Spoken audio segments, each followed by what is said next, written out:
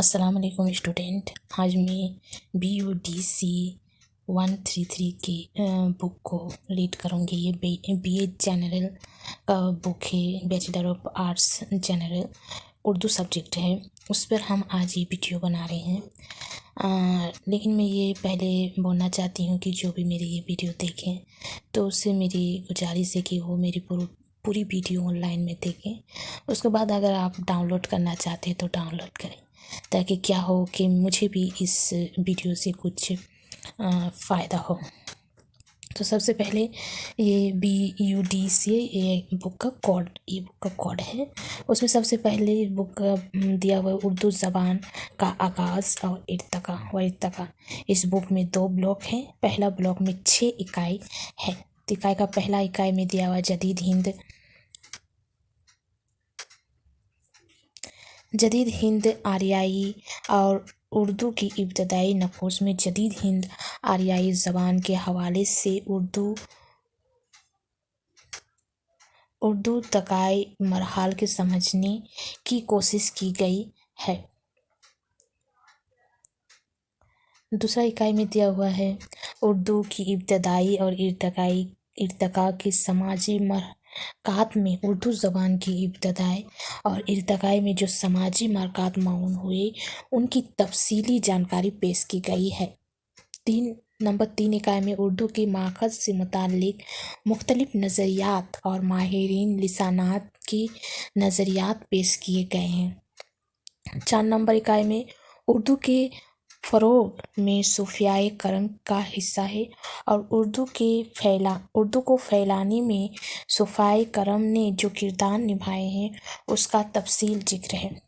اکائی 5 میں اردو اور کھڑی بولی کے رشتے کی وضاحت کی گئی ہے اور نمبر 6 میں اردو، ہندی اور ہندوستانی کے تفریق مبالغت کو بیان کیا گیا ہے. یہ 6 اکائی ہو گیا. اس کے بعد ہے دوسرا بلاک میں دیا ہوا ہے اسی کا اردو زبان کا ارتقاء میں. اس میں 7 نمبر سے شروع ہوگا دوسرا بلاک میں. اس میں 5 اکائی دیا ہوا ہے 7 نمبر سے. اردو زبان کے اولین نقوش اور دکنی اردو کا بیان. شمالی ہند میں اردو نثر اور شاعری کا ارتقاء کی تفصیلی جانکاری حاصل ہوگی. دہلی میں اصلاح زبان کی تحریک کے مقاصد، اہم گوئی، ترک اہم گوئی کے رجحان و اسباب کی جانکاری حاصل کرنے کے ساتھ ہی مرزا مظہر اور شاہ حاتم کی خدمت کی تفصیلی جانکاری دی گئی ہے. اس کے بعد اکائی 10 میں لکھنؤ میں اصلاح زبان کا عمل، ناسک اور ان کے شاگردوں کی اصلاح زبان کی کوشش کے ساتھ ہی اردو زبان کی بدلتی شکل کی بھی تفصیلی جانکاری حاصل ہوگی 10 نمبر اکائی میں. اس کے بعد 11 نمبر اکائی میں اردو زبان کی مقبولیت کے اسباب اور موجودہ صورتحال کے بارے میں مطالعہ کریں گے. یہ ہو گیا بلاک 2 میں 5 اکائی دیا ہوا ہے. پہلا بلاک میں 6 اکائی دیا ہوا ہے. تو پورا ملا کے دونوں بلاک ملا کے ہو گیا 11 اکائی دیا ہوا ہے. اس کے بعد جو میں آج یہ ویڈیو بنائی ہوں یہ تو اکائی کے بارے میں ہو گیا. اس کتاب کے 2 بلاک ہے، اتنا اکائی ہے. لیکن میں ابھی تو آپ لوگوں کا ایگزام جلدی شروع ہونے والا ہے، تو میں چاہتی ہوں کہ اس کتاب میں جو سوالات دیا ہوا ہے اور ان سوالات کو جو جواب دیا ہوا ہے ان کو ہم مطالعہ کر کے ان کو ہم پڑھ کے بتائیں گے کہ اس کا سوال اور اس کا جواب یہ ہے. تو آپ لوگ سن لیں گے تو وہ آپ کے مائنڈ میں بیٹھ جائے گا اور آپ کو ایگزام کے دوران یاد آنے میں تکلیف نہیں ہوگی. اور پھر آپ ایک بار سن لیجئے، پھر یا آپ کے پاس اگر بک آ گیا ہے تو آپ اس کو ریڈ بھی کر سکتے ہیں کھول کے، یا پھر جن لوگوں کے پاس بک ابھی تک آیا نہیں ہے اگنو کی طرف سے وہ یہ ویڈیو دیکھ سکتے ہیں، ان کے سوالات کو پڑھ سکتے ہیں، کاپی میں نوٹ بھی کر سکتے ہیں، یا پھر 2-3-4 بار اس ویڈیو کو دیکھ سکتے ہیں، اس سے بھی آپ کو یاد ہو جائے گا. تو چلیں ہم کتاب کی طرف چلتے ہیں. یہ کتاب کے سوالات ہے جو کتاب میں موجود ہے. جس کے پاس کتاب ہے وہ تو جانتی ہوں گے کہ کتاب میں یہ سارے سوالات دیا ہوا ہے. تو پہلا سوال ہے، دنیا میں 3 بڑے لسانی خاندان کون کون سے ہیں؟ ان میں سے اردو کا تعلق کس خاندان سے ہے اور کیوں ہے؟ ان کا جواب آپ کو نیچے میں ملے گا. اس کا جواب یہ ہو گیا. हिंद आर्याई, दारवाड़ी और हिंद चीनी दुनिया के 3 बड़े लिसानी खानदान हैं। उर्दू का ताल्लुक हिंद आराई खानदान से है, यानी उर्दू एक हिंद आराई ज़बान है। ये हिंद आराई ज़बान इसलिए है कि हिंदुस्तान की दूसरी ज़बानों मसलन आसामी, पंजाबी, मराठी, गुजराती, हिंदी वगैरह की तरह ये भी संस्कृत से माखज़ है, जो आर्य कौम के लोगों के आने के बाद हिंदुस्तान में पैदा हुई। ये हो गया सवाल नंबर 1 का जवाब, ये आप देख सकते हैं। उसके बाद हम दूसरा सवाल में चल जाएंगे। दूसरा सवाल है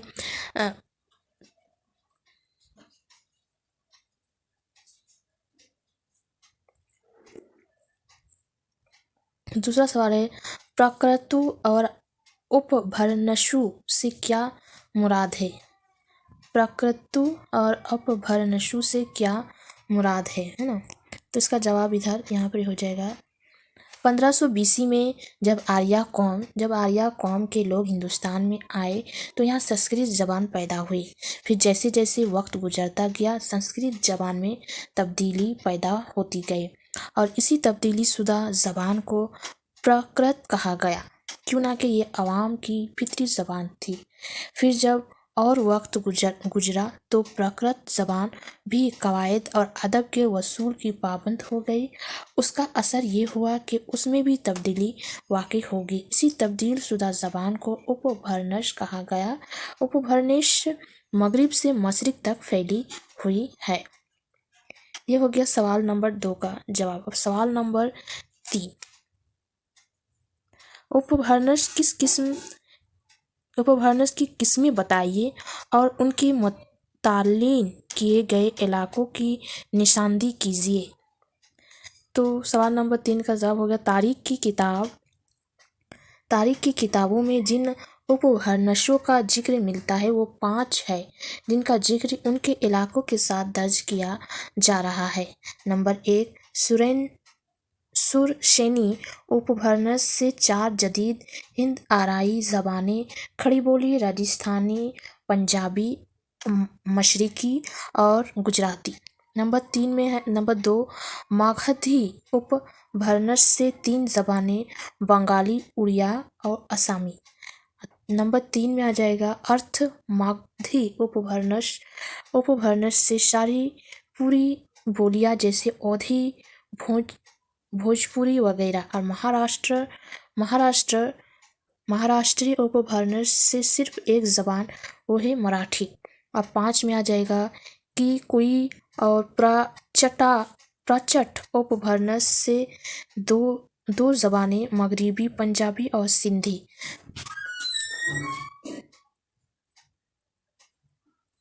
पाँच नंबर का सवाल ये है, ग्रीनसन ने जदीद हिंद आराई ज़बानों की तकसीम किस तरह की? इसका जवाब यहाँ पर दिया हुआ है 5 नंबर। मशहूर माहिर लिसानात ग्रीनसन ने जदीद हिंद आराई ज़बान की तकसीम इस तरह की है। नंबर 1 बैरूनी ज़बानें। नंबर 1 की भी किस्में यहाँ पर दिया हुआ। नंबर 1 की ये अलीफ शुमाल, मगरिबी साख, मगरिबी पंजाबी सिंध। बे में आ जाएगा जनूबी साख मतलब मराठी। जी में मशरिकी साख आसामी, बंगाली, उड़िया, बिहारी। और नंबर 2 में आएगा वस्ती ज़बानें पूरी हिंदी, ओधी या भोजपुरी। नंबर 3 में अंदरूनी ज़बानें मतलब मगरिबी हिंदी, पंजाबी, गुजराती, राजस्थानी, भेली और भी। उसके बाद 4 नंबर में आएगा पहाड़ी ज़बानें मतलब नेपाली, दरमियानी और जनूबी पहाड़ी। ये 4 नंबर में आ जाएगा। ये तकसीम ज़बान की साख्त मसलन अशमाए व फ़ाइल की शक्लों और तलफ़्फ़ुज़ के फ़र्क की बुनियाद पर की गई है। ग्रीनसन की तरह सनीति कुमार चटर्जी ने भी ज़बान की गिरोहबंदी की है। उनकी गिरोहबंदी की तफसीलियात इस तरह है। अलीफ में आ जाएगा मध्य प्रदेश की खास ज़बान मगरिबी हिंदी, दरमियानी ज़बान पंजाबी, राजस्थानी, गुजराती और पहाड़ी बोली। ये मध्य प्रदेश से रिश्ता रखती है। पूरी हिंदी का रिश्ता बैरूनी गिरोह की ज़बानों से है। जीम में आ जाएगा शुमाली मगरबी हिंदुस्तान की ज़बानें, मगरबी पंजाबी, लहंदा सिंधी। दाल में आ जाएगा मशरकी हिंदुस्तान की ज़बानें, मतलब बिहारी, उड़िया, पंजाबी और आसामी। और रे में आ जाएगा जनूबी हिंदुस्तान की आर्याई ज़बानें, मतलब मराठी। सवाल नंबर अब आ जाएगा नंबर 6 में सवाल आएगा उर्दू उपभरनेश और उपभरनेश की किस जदीद बोली से पैदा हुई। उर्दू खड़ी बोली शोर शेनी उपभरनेश से पैदा हुई। उर्दू खड़ी बोली शोर शेनी उपभरनेश से पैदा हुई। खड़ी बोली का बड़ा राज ताल्लुक शोर शेनी उपभरनेश या मगरबी उपभरनेश से है, जो वस्ती हिंद आराई दौर 500 कबल मसीह या 1000 ईस्वी की आखिरी यादगार है। सवाल नंबर 7 आ जाएगा उर्दू ज़बान इब्तदाई में किस किस नाम से पुकारी गई। तो हो जाएगा उर्दू ज़बान हिंदवी, रिख्ता, दहलवी, हिंदुस्तानी वगैरह नामों से पुकारी गई। ये हो गया इकाई का सवाल। उसके बाद हम जाएंगे दूसरा इकाई के सवाल की तरफ। ये 1 नंबर इकाई का सवाल हो गया। ये देखिए इकाई नंबर 2 यहाँ से शुरू होती है और उसके बाद इसका सवाल को हम पढ़ेंगे।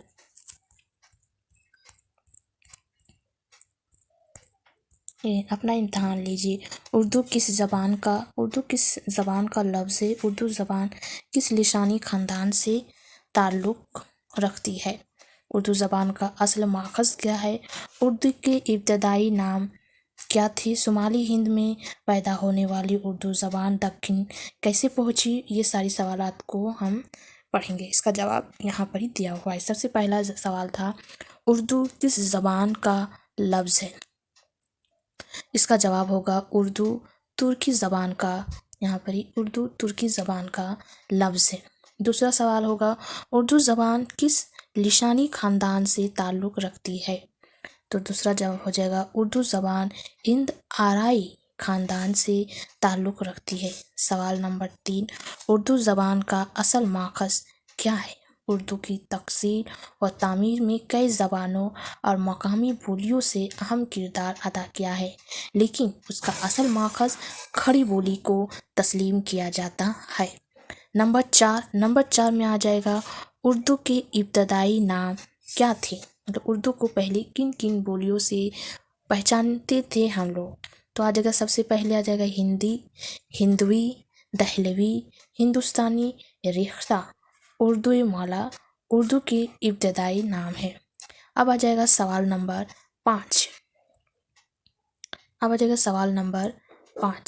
सवाल नंबर 5 में आएगा सवाल शुमाली हिंद में पैदा होने वाली उर्दू ज़बान दक्खिन कैसे पहुँचे।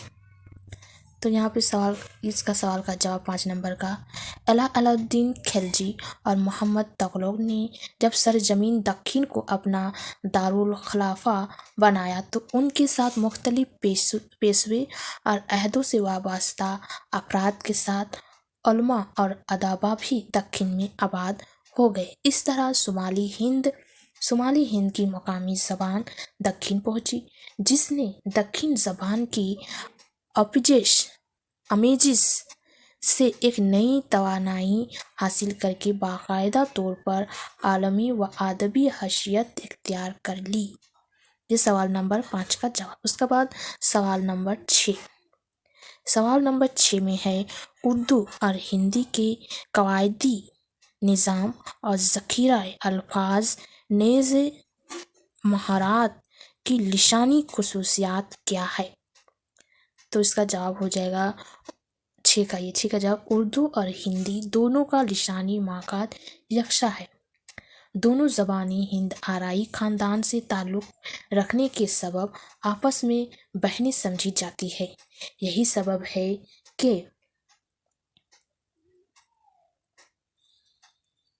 कि उर्दू और हिंदी का कवायदी निज़ाम सेनेटिक्स यकसा है और 6% से ज़्यादा अल्फाज यकसा तौर पर या मुश्तरक तौर पर दोनों ज़बानों में बोले और इस्तेमाल किए जाते हैं।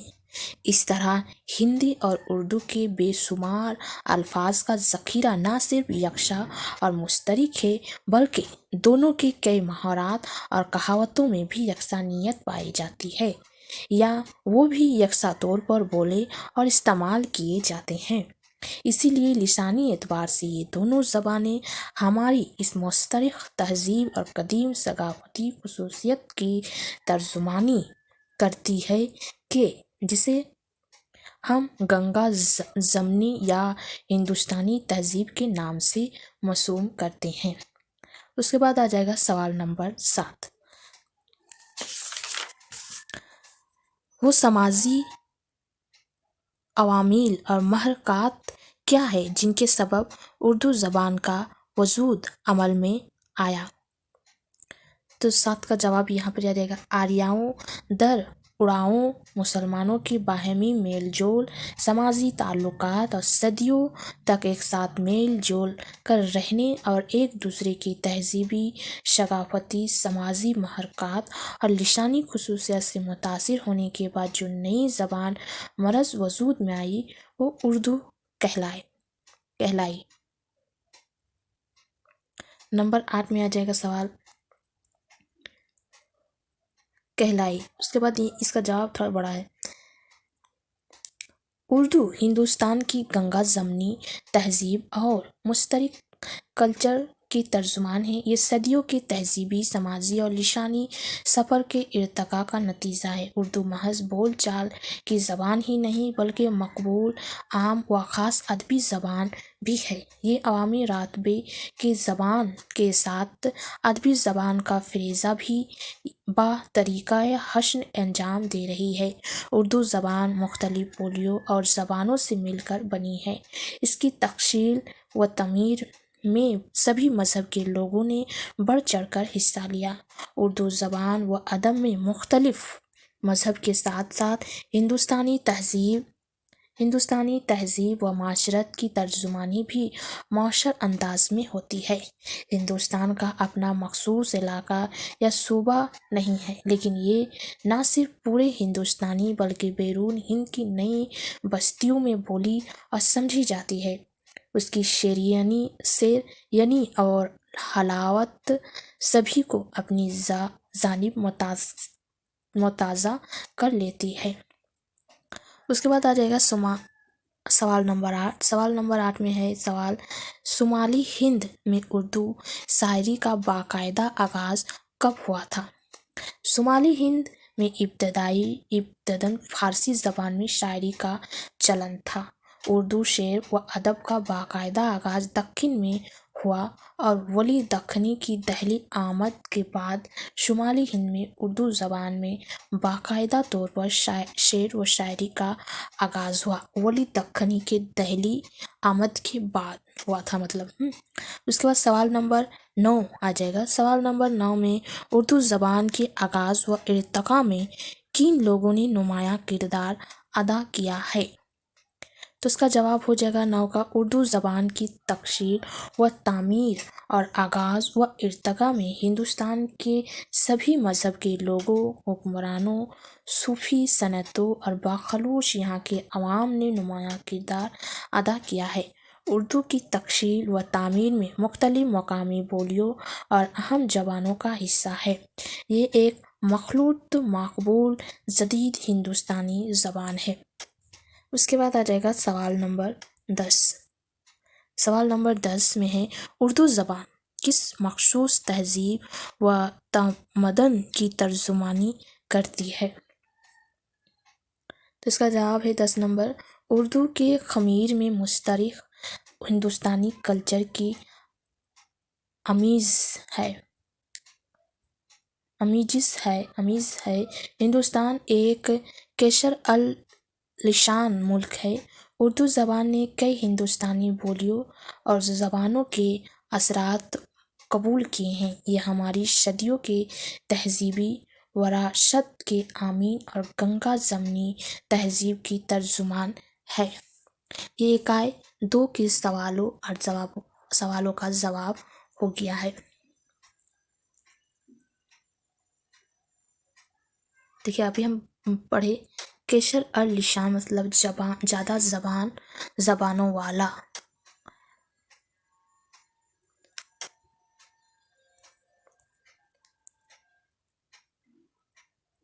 उसके बाद आ जाएगा इकाई 3। ये इकाई 3 का हम सवाल को देखेंगे। इस सारे सवालों का जो जवाब मैं अभी यहाँ पे रीड कर रही हूँ वो आप वीडियो को 1 से 2 बार 2 से 3 बार देखने की कोशिश कीजिए, क्योंकि आप लोगों का एग्ज़ाम बहुत ही जल्द तारीख तो आ ही गया है, आप लोगों को तारीख भी पता है। उस हिसाब से आप इस वीडियो को देखने की कोशिश करें, टाइम निकालें आप लोग और उसको देखें सुन के याद रखने की कोशिश कीजिए। इनका सवाल यहाँ पर ही आ गया इकाई 3 का। सबसे पहला सवाल है, उर्दू के माखज से मुताल्लिक 2 बड़े नज़रिए कौन कौन से हैं? तो इनका जवाब में इसके नीचे में दिया हुआ है। उर्दू खड़ी बोली से निकली है, उर्दू पंजाबी से निकली है। 2 बड़े मतलब 2 जगह के नाम बताने बोले तो उर्दू खड़ी बोली से निकली है और पंजाबी से। दूसरा सवाल है, उर्दू को एक मखलूत ज़बान क्यों कहा जाता है? उर्दू मुख्तलिफ ज़बानों के बाहमी इख्तिलात से पैदा हुई है और इसमें अरबी, फ़ारसी, तुर्की, हिंदुस्तानी और दूसरी ज़बानों के लिसानी तासरात मरतब है, इसलिए इस मखलूक ज़बान कहा जाता है। सवाल नंबर 3 है, इतनी बात तो हर शख्स जानता है कि हमारी उर्दू ज़बान पर्च भाषा से निकली है, ये किसका कौल है? तो इसका जवाब है 3 नंबर मोहम्मद हुसैन आज़ाद। उसके सवाल नंबर 4, राब्ते की ज़बान की ज़रूरत ने उर्दू को जन्म दिया, क्या आप इस कौल से मतफिक है? इसका जवाब हम नीचे में देखेंगे 4 नंबर। ये 4 नंबर जवाब है। मुख्तलिफ कौमों के बाहमी इख्तिलात के वक्त एक ऐसी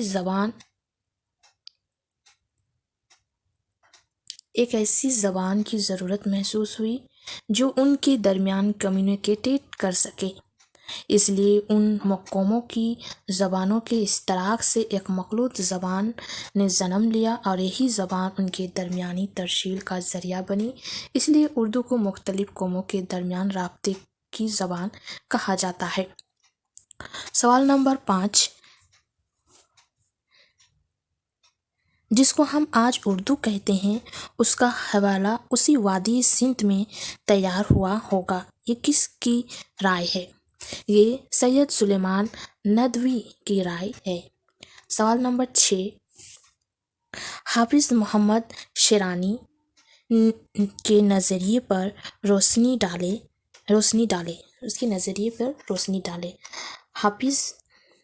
हाफिज़ मोहम्मद शेरानी 1928 ईस्वी अपनी तसन्नीफ़ पंजाब में उर्दू में अपनी ख़यालात का इजहार इस तरह किया। उर्दू की दाग-बेल उसी दिन से पड़नी शुरू हो गई थी जिस दिन से मुसलमान ने हिंदुस्तान में आकर तो वतन इख्तियार किया। शेरानी के मुतालिक उर्दू का हवाला पंजाब में तैयार हुआ। गज़नवी के अहद उर्दू पंजाब से मुतालिक ज़बान ना थी।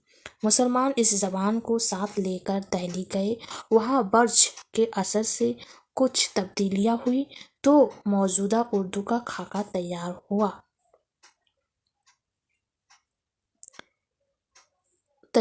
और उसने वो शक्ल इख्तियार की जो आज उसे पंजाबी से इम्तियाज बख्शी है। हाफिज़ मोहम्मद शेरानी उर्दू के आगाज़ से मुतालिक अपने नज़रिए की बुनियाद तारीखी और लिसानी इस्तदलाल पर रखते हैं। उनके ख़याल में उर्दू पंजाब में पैदा हुई। पंजाबी और उर्दू के दरमियान मबालत की वजह यह है कि दोनों का माखज़ एक है, यानी वो मखलूत ज़बान गज़नवी के अहद में अरबी, फ़ारसी और तुर्की ज़बानों के साथ पंजाब की मकामी ज़बान के इख्तिलात से पैदा हुई। पंजाब ही से ये ज़बान दिल्ली पहुँचे, वहाँ से दक्षिण में आले गज़निया की हुकूमत को सबसे ज़्यादा अहमियत हासिल है। क्यों ना कि इस आहद में फारसी तुर्की बोलने वाले मुसलमान फतेह के साथ पंजाब के मकामी बाशिंदा